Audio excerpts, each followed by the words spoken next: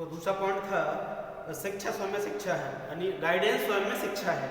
तीसरा पॉइंट है व्यक्तिगत सहायता। तीसरा पॉइंट इसका है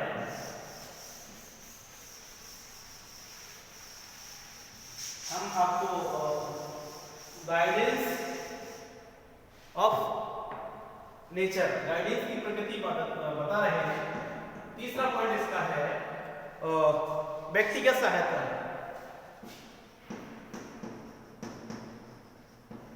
व्यक्तिगत सहायता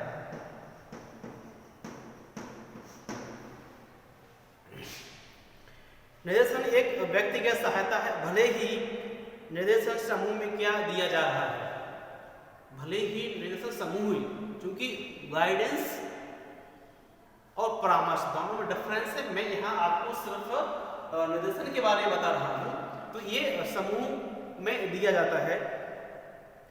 निर्देशन में सहायता केंद्र बिंदु व्यक्ति होता है। इसका जो मुख्य चीज है कि व्यक्तिगत सहायता, इसमें जिसको हम गाइड कर रहे हैं वो इसमें टारगेट पॉइंट होता है, वो व्यक्ति जिसको हम बता रहे हैं।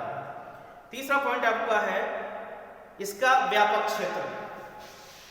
फोर्थ पॉइंट आपका है निर्देशन का व्यापक क्षेत्र। निर्देशन का व्यापक क्षेत्र,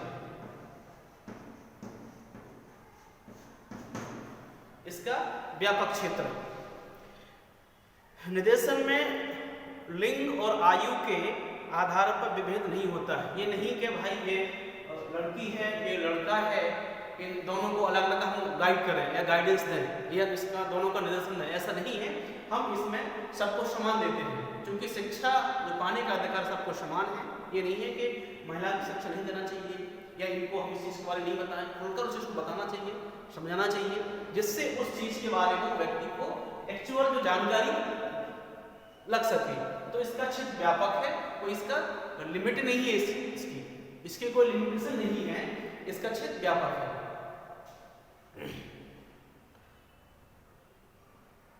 इसमें महिला और पुरुष में दोनों भेद नहीं किया जाता है। विभिन्न आयु वाले व्यक्तियों की को सही दिशा दिखाकर उनकी समस्या का समाधान किया जाता है। जब बच्चे जो होते हैं उनकी एडोलेसेंस जो जिसे हम बोलते हैं किशोरावस्था में होते हैं, उस समय भटक जाते हैं, तो उस समय गाइडेंस जो है उसकी बहुत ज़्यादा आवश्यकता होती है, निर्देशन की उन्हें बहुत ज़्यादा जरूरत होती है। तो इस स्टेज पर गाइडेंस बच्चों को बहुत ज़्यादा होता है, क्योंकि वो अनमेच्योर होते हैं, परिपक्व नहीं होते, इसलिए कई चीज़ें भटक जाते हैं। उनको सही राय दिखाने के लिए हम परामर्शदाता जैसे बोलते हैं उसके पास ले जाते हैं, ठीक है, उनको सही गाइड के पास ले जाते हैं उनको और सही चीज़ें बताते हैं, जिससे वो अपने जो उनका मार्ग है उस पर ना भटके, जो उनकी एनर्जी उनको वेस्ट ना करें, वो सही अपना कार्य करें। तीसरा है व्यक्ति केंद्र सेवा। व्यक्ति को विकास का आधार मानकर निर्देशन केंद्र व्यक्ति विशेष होता है और इसलिए निर्देशन को व्यक्ति केंद्र सेवा कहते हैं। नेक्स्ट आपका है प्रशिक्षण कार्य। निर्देशन एक कौशल युक्ति प्रक्रिया कहलाती है, क्योंकि निर्देशन देने के लिए आवश्यक सभी तकनीकों को प्रशिक्षित व्यक्तियों की आवश्यकता होती है। ऐसा नहीं है कि गाइडेंस हम अन्य किसी से ले लें, इसके लिए जो टेक्निक्स होती हैं उनकी जरूरत पड़ती है, जिससे उस व्यक्ति के अंदर की चीज़ों को कैसे निकालें, वो हर किसी के अंदर ही होती है। कई चीज़ें ऐसी होती हैं इसमें कि व्यक्ति किसी को नहीं बताता, ना घर में शेयर करता है, ना अपने दोस्तों में शेयर करता है। तो इसके लिए हम परामर्शदाता के पास या जो निर्देशन करते हैं उनके पास ले जाते हैं। वो उसके पास ले जाकर के कोई ऐसा तो है नहीं कि भाई हम कोई मशीन लगा दें उससे निकाला कोई चीज़, ऐसा नहीं है। उसके लिए कोई टेक्निक्स होती हैं, वो टेक्निक्स जो इसके ट्रेनिंग लेते हैं वही व्यक्ति उसको यूज़ करते हैं कि कैसे हमें इस व्यक्ति से व्यवहार करके अंदर की चीज़ निकालना है, जिससे उसी बातों में उसकी मेन समस्या है वो बाहर निकल के आ जाए। तो प्रशिक्षण कार्य है, इसको कोई अनट्रेंड व्यक्ति नहीं कर सकता है। बेसिकली हम आए दिन अपने घर में माता पिता या अन्य लोगों से गाइडेंस ले सकते हैं और दो लोग देते हैं कि आप ऐसा नहीं कर सकते हो, लेकिन जो मेन चीज़ें हैं वो हमको जो प्रशिक्षक है, जो ट्रेंड है, उससे ही लेना चाहिए। निर्देशन किसी पे थोपा नहीं जाता है। ऐसा नहीं कि हम पकड़ के आपको जबरदस्ती कर लें, आप ऐसा करो ऐसा करो, ऐसा नहीं है। ये ऐसा नहीं है कि हमको जबरदस्ती पकड़ करके ये काम करो तुम, ऐसा नहीं कर सकते। इसके लिए हमें क्या करना पड़ता है, उसका मन चाहिए, वो क्या चाह रहा है, उसको आवश्यकता है कि नहीं। हम जबरदस्ती ज्ञान नहीं देते रहे किसी को, ठीक है। जब व्यक्ति को आपकी आवश्यकता हो, आपसे पूछे, तभी आप दो, नहीं तो आप उसको जबरदस्ती नहीं दे सकते। वो आपका उसको कोई फर्क नहीं पड़ेगा। जब आपको उसको नीड होगी तभी आपसे बात करेगा, तब आप उसको निर्देशन दे सकते हैं। इसका क्षेत्र क्या है, ये तो उसकी थी प्रकृति, उसका ये नेचर था, हम उसका पढ़ेंगे क्षेत्र।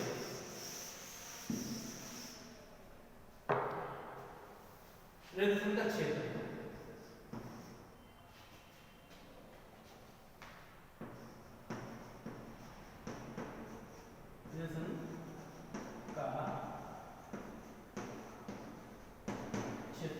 ठीक है।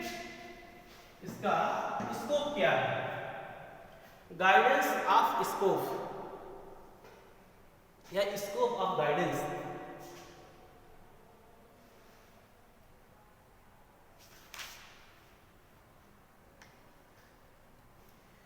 निर्देशन का जो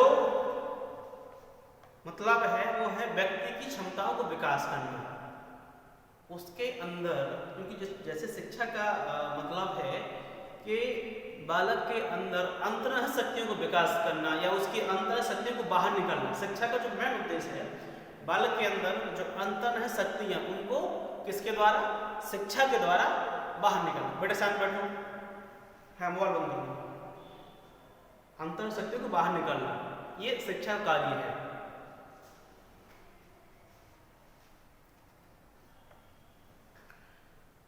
स्वपरिस्थिति संबंध,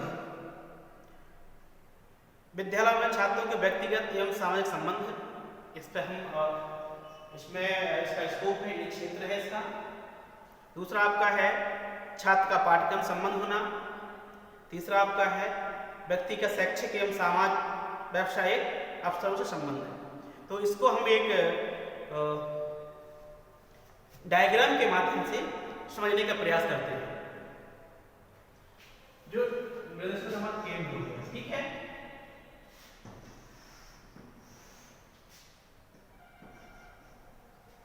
इसका ये केंद्र हो गया है, यानी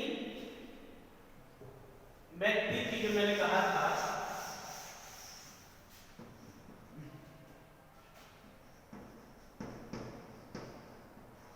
व्यक्ति की क्षमता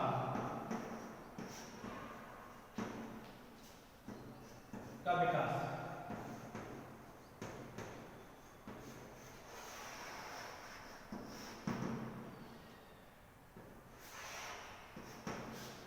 व्यक्ति की क्षमता का विकास करना, ठीक है। फिर उसमें होती है हमारी सेल्फ कंडीशन, स्वपरिस्थिति से बोलते हैं।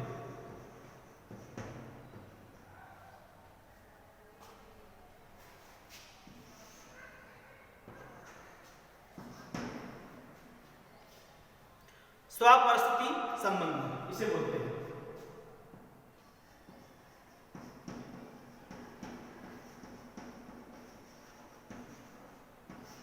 स्वपरिस्थिति संबंध,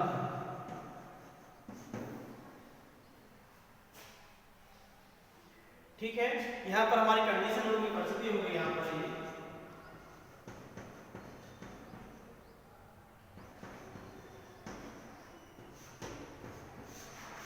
यहाँ पर सेल्फ, वहां पर कंडीशन। फिर ये आपका हो गया, इससे आया निर्देशन का क्षेत्र,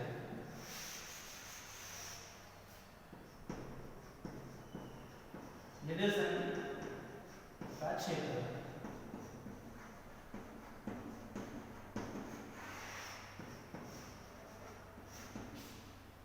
निर्देशन का क्षेत्र। इस इसमें हमारे 3 पॉइंट पड़ जाते हैं। यहाँ होता है हमारा विद्यालयों में छात्रों के व्यक्तिगत एवं सामाजिक संबंध। विद्यालयों में छात्रों के व्यक्तिगत एवं सामाजिक संबंध। स्कूल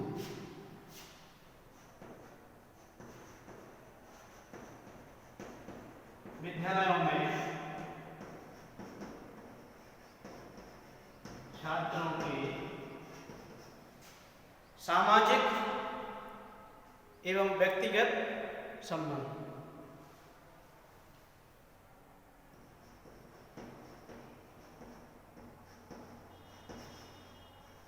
सामाजिक एवं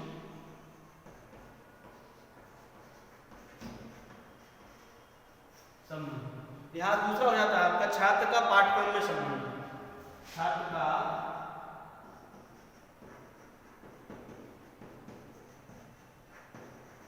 पाठ्यक्रम में संबंध।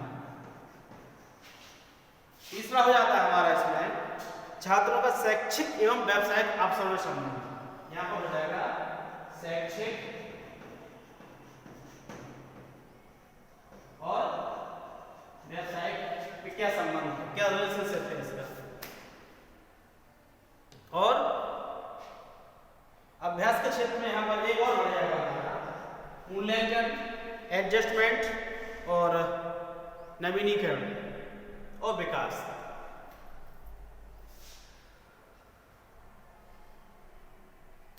तो ये था यहाँ विद्यालयों में छात्रों का सामाजिक और व्यक्तिगत संबंध क्या है। व्यक्तिगत संबंध इसमें स्वज्ञान, सेल्फ नॉलेज उनको होना चाहिए और व्यक्तिगत गुणों का परस्पर तथा उनके व्यवहार से क्या संबंध है, अन्य व्यक्तियों के साथ क्या संबंध, इसको भी हमको देखना पड़ेगा यदि हम परामर्श लेते हैं, गाइडेंस में जाते हैं। ठीक है, गाइडेंस में क्या है, उस व्यक्ति का अन्य लोगों के साथ क्या संबंध है, क्या बिहेवियर है। तीसरा पॉइंट था आपका छात्र का पाठ्यक्रम में संबंध। तो व्यक्तिगत उसमें था आपका व्यक्ति की शैक्षिक निष्पत्ति और प्रगति। उसका जो पाठ्यक्रम है वो या जिस क्लास में पढ़ रहा है, ठीक है, आप बीए के छात्र हैं तो आपको सब्जेक्ट में क्या नॉलेज है, आप क्या जानते हैं, आपके विषय में क्या कमांड है, ये जानकारी हमको आपके निर्देशन के माध्यम से हम ले सकते हैं। ठीक है, कि आपको पाठ्यक्रम है जो कंटेंट है उसके बारे में नॉलेज क्या है, ठीक है, या आपने क्या प्रोसेस की है। शैक्षिक एवं पाठ्य सहगामी क्रियाओं के द्वारा व्यक्तिगत विकास। जैसे इसमें दिया गया शैक्षिक एवं पाठ्य सहगामी क्रियाएं, पढ़ाई के साथ साथ और आप क्या करते हैं, पाठ्य सहगामी क्रिया जैसे बोलते हैं पाठ्यचर्या। पाठ्यचर्या मीन्स विद्यालय में आकर सुबह से जब हम आते हैं विद्यालय में उसके अंदर जो एक्टिविटीज होती है, आपका क्लास में आना, प्रार्थना होना, ठीक है, लंच होना, गेम होना आदि जो भी क्रिया होती है वो सब सारी पाठचर्या में सम्मिलित होती है। और पाठ में पाठ्य सहगामी क्रियाएं यानी पढ़ाई के साथ साथ और कौन कौन से कार्य करते हैं, ठीक है, जैसे स्पोर्ट में अपना हो गया, संगीत में कोई चला गया, कोई ड्राइंग कर रहा है, ठीक है, कोई अपना अन्य चीज पढ़ रहा है, कोई लैब में चला गया है, कोई कंप्यूटर लैब में चला गया है, यानी जो हम कंटेंट पढ़ रहे हैं उसके साथ साथ भी और हम क्या सीख रहे हैं, क्या कर रहे हैं। तीसरा है व्यक्ति का शैक्षिक एवं व्यावसायिक अवसरों के साथ संबंध है। अग्रिम शैक्षिक एवं व्यावसायिक मार्गों की पूर्ति करना। आप पढ़ रहे हैं, बीए कर रहे हैं, बीए के बाद आपको कहाँ जाना है, रोजगार जरूरी है, व्यवसाय के लिए कुछ ना कुछ होना जरूरी है। हो सकता है आप बीए कर रहे हैं, हो सकता है आगे एमए करेंगे, ठीक है, एमए करने के बाद उसमें आपको जॉब मिलेगी, ठीक, जैसे आप नेट निकालते हैं या जेआरएफ निकालते हैं, पीएचडी में प्रवेश लेते हैं, या आप हम किसी प्रतियोग की परीक्षाओं में अपना सहभाग करते हैं, ठीक है, कोई एसएससी दे रहा है, कोई रेलवे में जा रहा है, ठीक है, कोई अन्य क्लर्क की जॉब के लिए तैयारी कर रहा है, कोई टीचिंग के लिए जा रहा है, तो उसमें ये क्लियर करना है कि हम इससे व्यवसाय में मार्ग पूर्ति होना कि हम इसको पढ़ने के बाद हमें क्या हासिल करना है।